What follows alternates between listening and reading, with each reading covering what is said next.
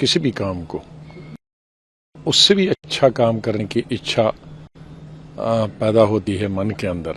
और मुझे लगता है कि अच्छा है कि किसी ने रिकग्नाइज किया हमारा काम, हमारी जो जर्नी है, लंबी जर्नी है राजनीति में, कई उतार चढ़ाव आए। देश के लिए जब जब भी मौका मिला काम करने के लिए, चाहे वो सोशल हो या पॉलिटिकल हो या मंत्रालयों में हो या चीफ मिनिस्टर के नाते हो या पंजाब में शांति लाने का प्रयास हो और उसमें सफल होना, तमाम चीज़ें नज़र में रहती हैं सरकार की। और इसमें किसको मिला और क्यों मिला, इस दृष्टिकोण से नहीं देखना चाहिए।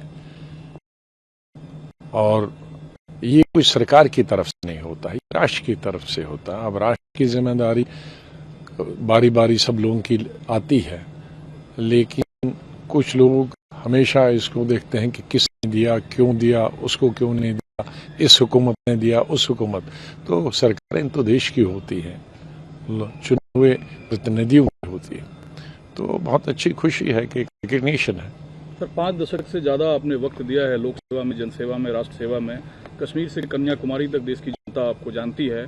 कल भी आपने अपने भाषण में राजनीतिक पार्टी की जिस जवाबदेही का जिक्र किया, वो भी इसी सेवा की भावना से, क्योंकि मैं जब कॉलेज में पढ़ता था और गांधी जी की 100वीं सालगिरह मनाई जा रही थी और 15 दिन का शिविर हुआ था ऑल इंडिया गांधी स्मारक निधि की तरफ से कश्मीर के अंदर, और मैं तब भी कॉलेज में पढ़ता था। और गांधी जी को तब से ही, उस शिविर से ही, 15 दिन का जो शिविर था, गांधी जी के बारे में जो पढ़ाते थे, समझाते थे। और तभी से राजनीति में आने का और देश के प्रति काम करने का और देश के प्रति जो भावना है और देश के लिए काम करने की एक भावना दिल में पैदा हो गई। तो बहुत चीज़ों से गांधी जी की टीचिंग से प्रभावित हुआ था। आज भी एक एनजीओ है गांधी ग्लोबल फैमिली, उसका सालों से मैं अध्यक्ष हूँ, और उसमें शायद एक ही संस्था होगी हिंदुस्तान में, दुनिया में, एक नया पैसा हम कलेक्ट नहीं करते हैं, लेकिन सैकड़ों प्रोग्राम करते हैं। जस्ट सब मिलजुल के जो हमारे साथी वो करते हैं, और उसमें हम गांधी जी की टीचिंग पर ही बात करते हैं। चाहे मैं मंत्री रहा, चीफ मिनिस्टर रहा, तब भी वो काम हमारा बराबर जारी रहा, बल्कि सरकार की तरफ से उसका आगे बल देने का अवसर प्राप्त मिला। लेकिन गांधी जी से हमने यही सीखा है कि सच बोलो, देश की एकता के लिए, अखंडता के लिए।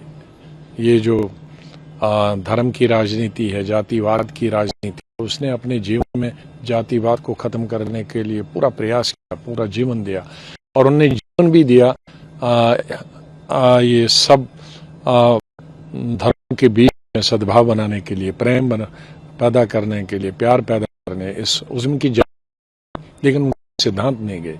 तो आज जिस तरह से देश में, हमारे देश में जातिवाद फैला है, जिस तरह से नफरत फैली है, जिस तरह से भेदभाव है पूरे देश में, मैं किसी विशेष पार्टी को दखल नहीं दे रहा हूँ, सब पार्टियां कर रही हैं। कुछ पार्टियां बहुत ज्यादा कर रही हैं, जरूरत से भी ज्यादा, कि जिससे बहुत ही नफरत पैदा होगी, लेकिन थोड़ा बहुत सभी अपने अपने तरीके से इस जाल में फंस गई है। तो कभी ऐसा लगता, मैंने कभी यही बताया कि कभी लगता है कि भाई राजनीति में रहकर शायद उतना हम कर नहीं पाते हैं। राजनीति को छोड़कर भी अगर हम देश की सेवा करें, इस भेदभाव को मिटा दें,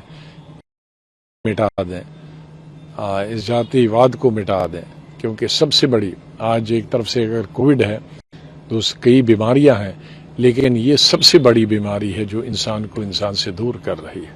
एक सिर्फ छोटा सवाल है, ये राजनीतिक परिपाटी, ये चलन कैसे खत्म होगा जो जात और धर्म के आधार पर विभेद ना हो? दूसरा, आपको जो अवार्ड मिला, इस पर भी सवाल उठा, जबकि आपको कई दशक सीधे तौर पर केंद्र में सरकार चलाने का अनुभव है।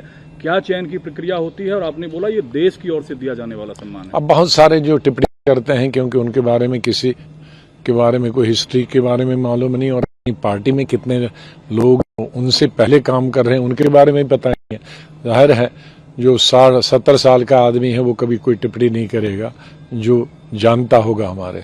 लेकिन खाली जिसने हमको पार्लियामेंट में मंत्री के रूप में देखा और क्या क्या किया उसके बारे में जानकारी नहीं होगी तो ऐसी टिप्पणियां करते रहेंगे। लेकिन सर ये परिपाटी कैसे खत्म होगा राजनीतिक पार्टियों का, जो आपने कहा कि समाज मैंने में कहा ना कि कोई भी पार्टी प्रयास बढ़ता गया जा रहा, हर इलेक्शन में बढ़ता ही जाता है, कम नहीं होता।